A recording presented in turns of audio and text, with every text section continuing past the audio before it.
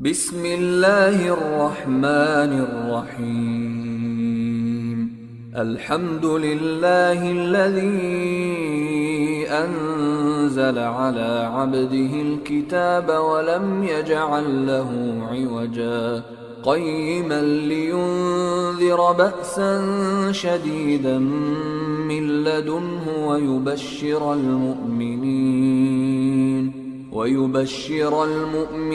الذين يعملون الصالحات أن لهم أجرا حسنا ماكثين فيه أبدا وينذر الذين قالوا اتخذ الله ولدا ما لهم به من علم ولا لآبائهم كبرت كلمة تخرج من أفواههم إن يقولون إلا كذبا فلعلك باخع نفسك على آثارهم إن لم يؤمنوا بهذا الحديث أسفا إنا جعلنا ما على الأرض زينة لها لنبلوهم أيهم أحسن عملا وإنا لجاعلون ما عليها صعيدا جرزا أم حسبت أن أصحاب الكهف والرقيم كانوا من آياتنا عجبا إذ أوى الفتية إلى الكهف فقالوا ربنا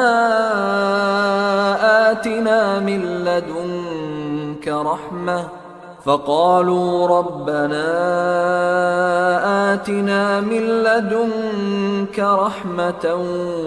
وهيئ لنا من أمرنا رشدا فضربنا على آذانهم في الكهف سنين عددا ثم بعثناهم لنعلم أي الحزبين أحصى لما لبثوا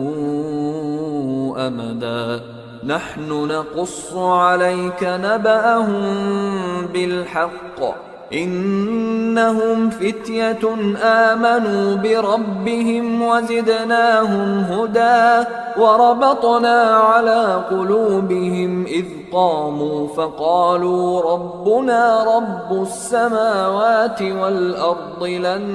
ندعو من دونه إلها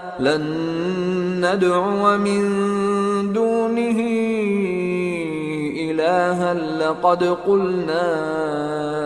إذا شططا هؤلاء قومنا اتخذوا من دونه آلهة لولا يأتون عليهم بسلطان بين فمن أظلم ممن افترى على الله كذبا وإذ اعتزلتموهم وما يعبدون إلا الله فأووا إلى الكهف ينشر لكم ربكم من رحمته ويهيئ لكم من أمركم مرفقا وترى الشمس إذا طلعت تزاور عن كهفهم ذات اليمين وإذا غربت تقرضهم ذات الشمال وهم في فجوة منه ذلك من آيات الله من يهد الله فهو المهتد ومن يضلل فلن تجد له وليا مرشدا وتحسبهم أيقاظا وهم رقود ونقلبهم ذات اليمين وذات الشمال وكلبهم باسط ذراعيه بالوصيد لو اطلعت عليهم لوليت منهم فرارا ولملئت منهم رعبا وكذلك بعثناهم ليتساءلوا بينهم قال قائل منهم كم لبثتم قالوا لبثنا يوما أو بعض يوم قالوا ربكم أعلم بما لبثتم فابعثوا أحدكم بورقكم هذه إلى المدينة فلينظر أيها أزكى طعاما فليأتكم برزق منه وليتلطف ولا يشعرن بكم أحدا إنهم إن يظهروا عليكم يرجموكم أو يعيدوكم في ملتهم ولن تفلحوا إذا أبدا وكذلك أعثرنا عليهم ليعلموا أن وعد الله حق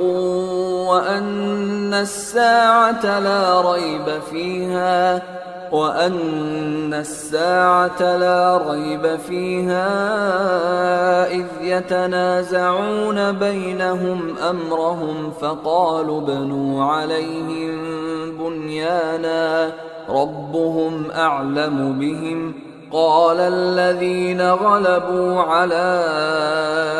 أمرهم لنتخذن عليهم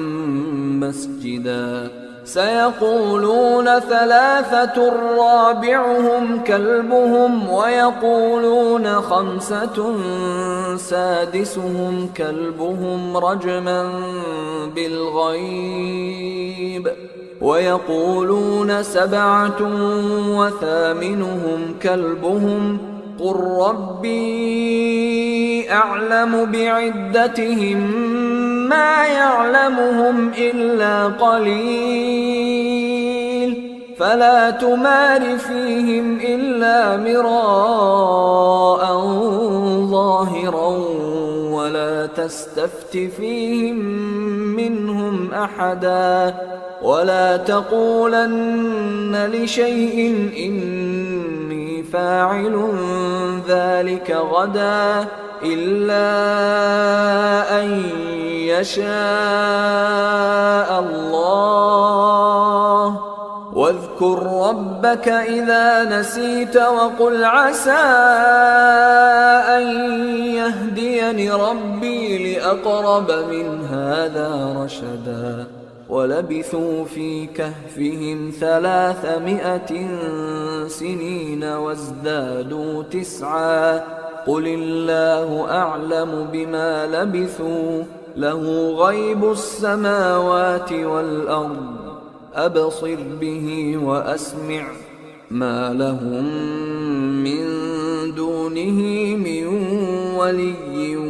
ولا يشرك في حكمه أحدا واتل ما أوحي إليك من كتاب ربك لا مبدل لكلماته ولن تجد من دونه ملتحدا واصبر نفسك مع الذين يدعون ربهم بالغداة والعشي يريدون وجهه ولا تعد عيناك عنهم تريد زينة الحياة الدنيا ولا تطع من أغفلنا قلبه عن ذكرنا واتبع هواه وكان أمره فرطا وقل الحق من ربكم فمن شاء فليؤمن ومن شاء فليكفر إنا أعتدنا للظالمين نارا أحاط بهم سرادقها وإن يستغيثوا يغاثوا بماء كالمهل يشوي الوجوه بئس الشراب وساءت مرتفقا إن الذين آمنوا وعملوا الصالحات إنا لا نضيع أجر من أحسن عملا أولئك لهم جنات عدن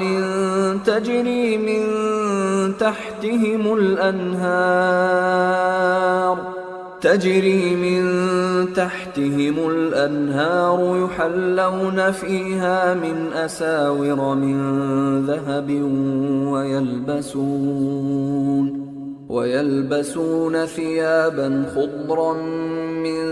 سندس واستبرق متكئين فيها على الأرائك نعم الثواب وحسنت مرتفقا واضرب لهم مثل الرجلين جعلنا لأحدهما جنتين من أعناب وحففناهما بنخل وجعلنا بينهما زرعا كلتا الجنتين آتت أكلها ولم تظلم منه شيئا وفجرنا خلالهما نهرا وكان له ثمر فقال لصاحبه وهو يحاوره أنا أكثر منك مالا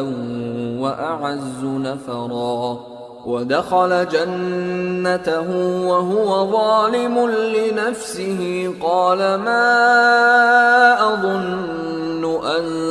تبيد هذه أبدا وما أظن الساعة قائمة ولئن رددت إلى ربي لأجدن خيرا منها منقلبا قال له صاحبه وهو يحاوره أكفرت بالذي خلقك من تراب ثم من نطفة ثم سواك رجلا لكن هو الله ربي ولا أشرك بربي أحدا ولولا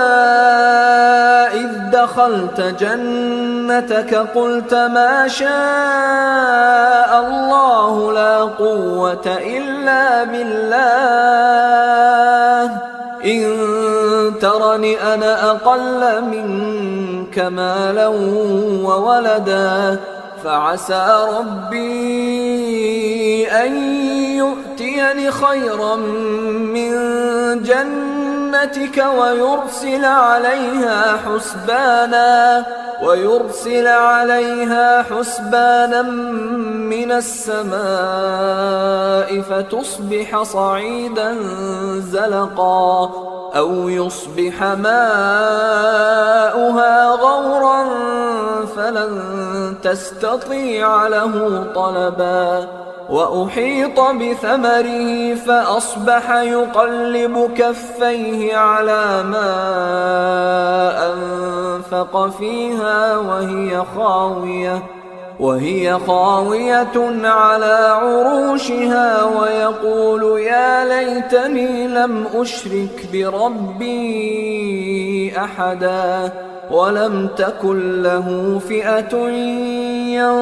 ينصرونه من دون الله وما كان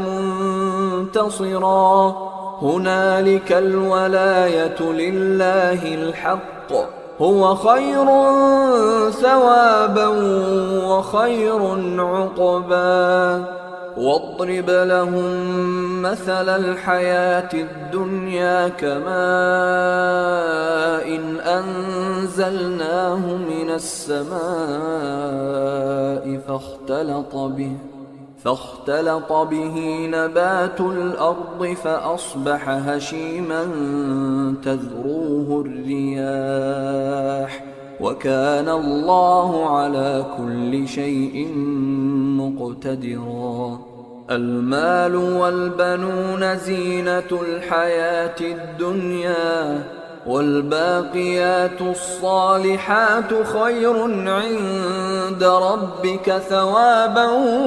وخير أملا. ويوم نسير الجبال وترى الأرض بارزة وحشرناهم فلم نغادر منهم أحدا وعرضوا على ربك صفا لقد جئتمونا كما خلقناكم أول مرة بل زعمتم أن لن نجعل لكم موعدا. ووضع الكتاب فترى المجرمين مشفقين مما فيه ويقولون يا ويلتنا ما لهذا الكتاب لا يغادر صغيرة ولا كبيرة إلا أحصاها ووجدوا ما عملوا حاضرا ولا يظلم ربك أحدا. وإذ قلنا للملائكة اسجدوا لآدم فسجدوا إلا إبليس كان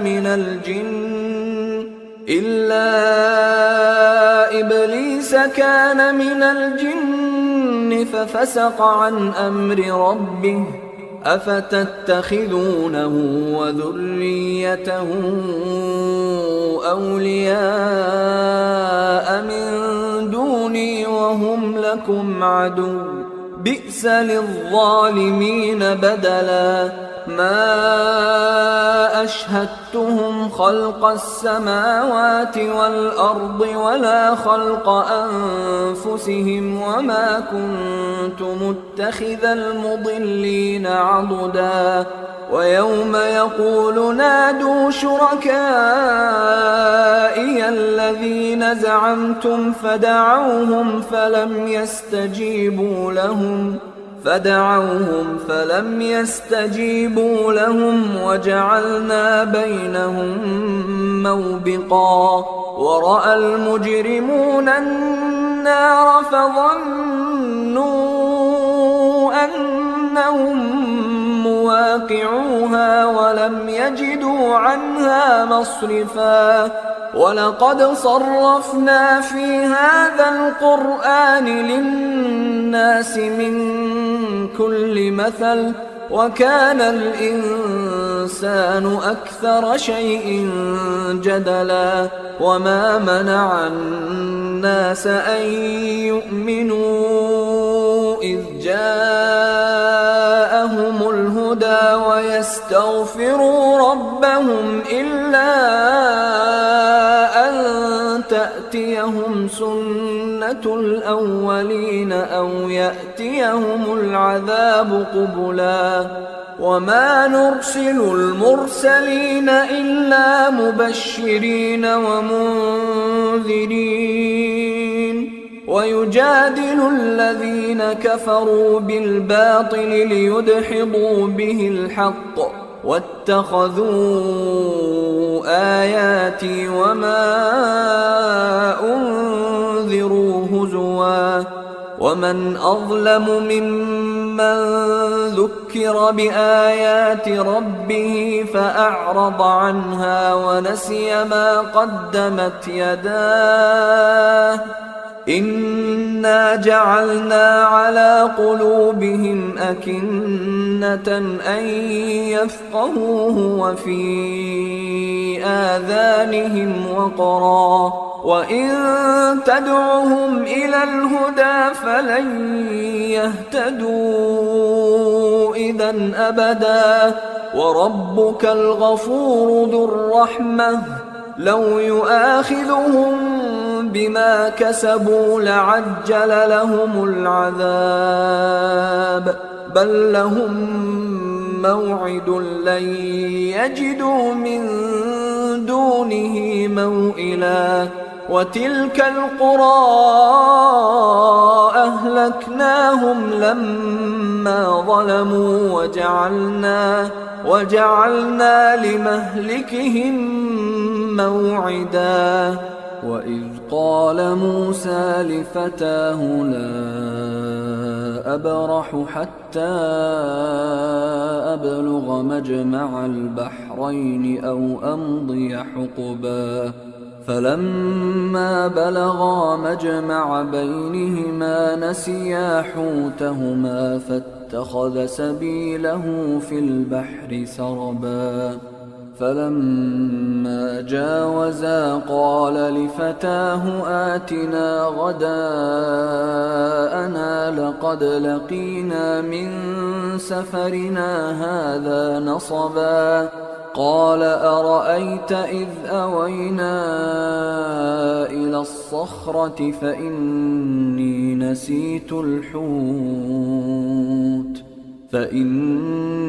نسيت الحوت وما أنسانيه إلا الشيطان أن أذكره واتخذ سبيله في البحر عجبا قال ذلك ما كنا نبغي فارتدا على آثارهما قصصا فوجدا عبدا من عبادنا آتيناه رحمة من عندنا وعلمناه من لدنا علما قال له موسى هل أتبعك على أن تعلمني مما علمت رشدا قال إنك لن تستطيع معي صبرا وكيف تصبر على ما لم تحط به خبرا قال ستجدني إن شاء الله صابرا ولا أعصي لك أمرا قال فإن اتبعتني فلا تسألني عن شيء حتى أحدث لك منه ذكرا فانطلقا حتى إذا ركبا في السفينة خرقها قال أخرقتها لتغرق أهلها لقد جئت شيئا إمرا قال ألم أقل إنك لن تستطيع معي صبرا قال لا تؤاخذني بما نسيت ولا ترهقني من أمري عسرا فانطلقا حتى إذا لقيا غلاما فقتله قال أقتلت نفسا زكية بغير نفس قال أقتلت نفسا زكية بغير نفس لقد جئت شيئا نكرا قال ألم أقل لك إنك لن تستطيع معي صبرا قال إن سألتك عن شيء بعدها فلا تصاحبني قد بلغت من لدني عذرا فانطلقا حتى إذا أتيا أهل قرية استطعما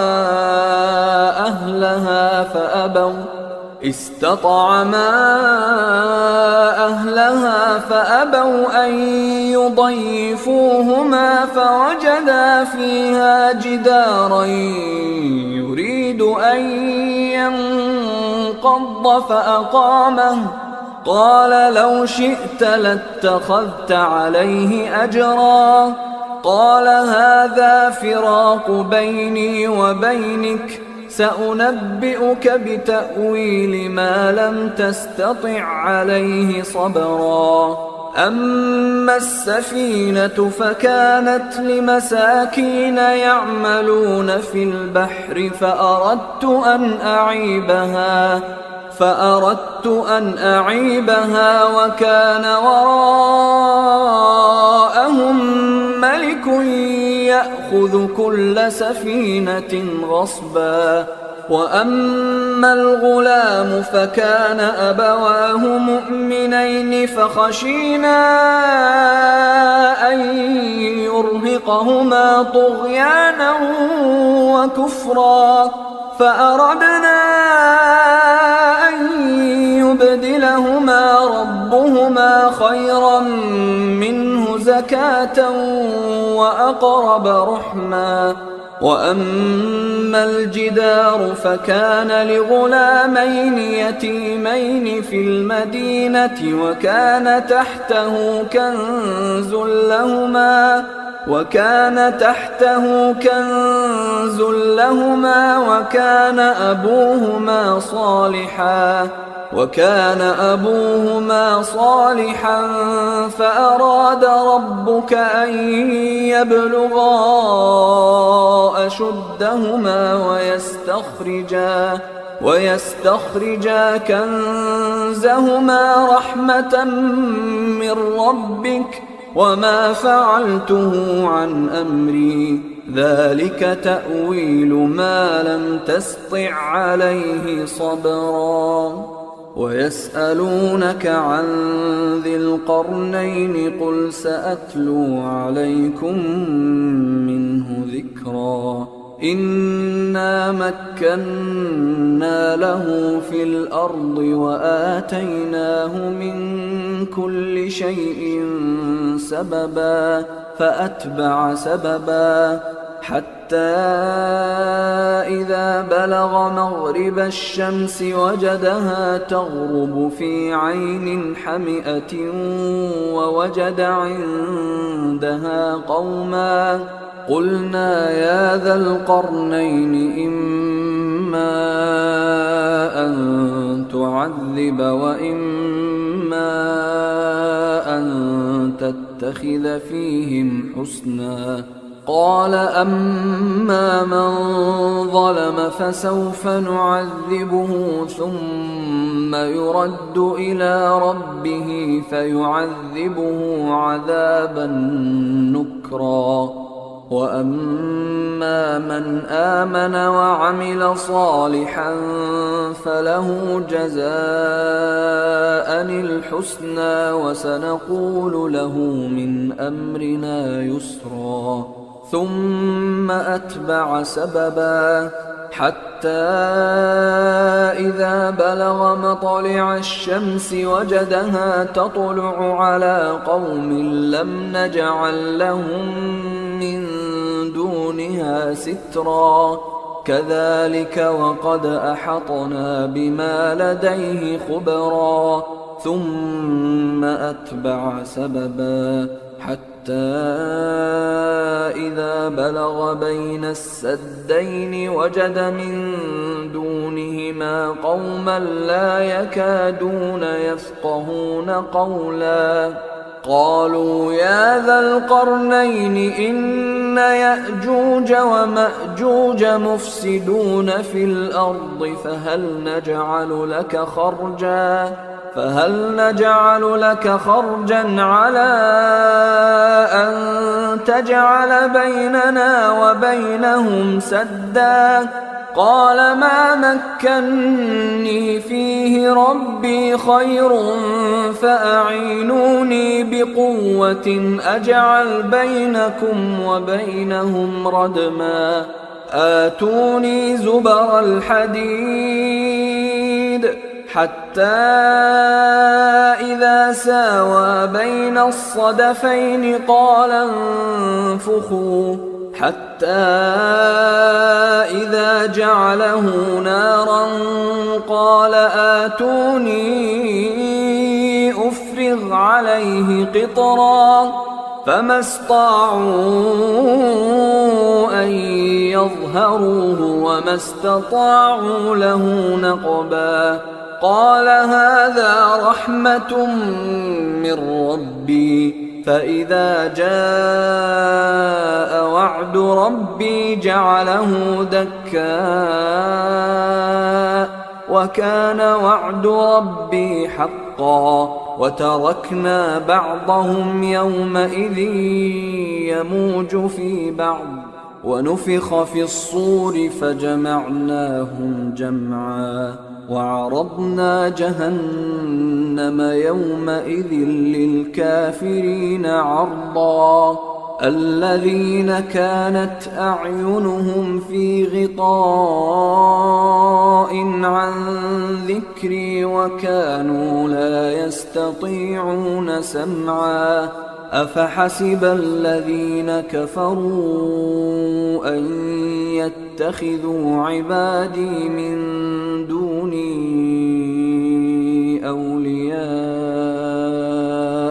إنا أعتدنا جهنم للكافرين نزلا قل هل ننبئكم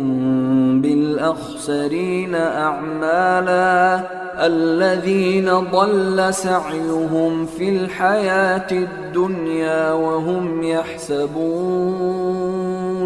وهم يحسبون أنهم يحسنون صنعا أولئك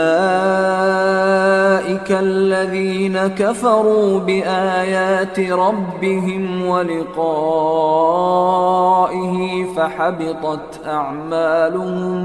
فحبطت أعمالهم فلا نقيم لهم يوم القيامة وزنا ذلك جزاؤهم جهنم بما كفروا واتخذوا آياتي ورسلي هزوا إن الذين آمنوا وعملوا الصالحات كانت لهم جنات الفردوس نزلا خالدين فيها لا يبغون عنها حولا قل لو كان البحر مدادا لكلمات ربي لنفد البحر قبل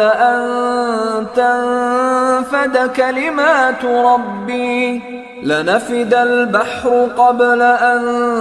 تنفد كلمات ربي ولو جئنا بمثله مددا قل إنما أنا بشر مثلكم يوحى إلي أنما إلهكم إله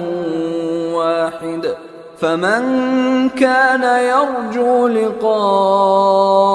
ربه فليعمل عملا صالحا ولا يشرك بعبادة ربه أحدا.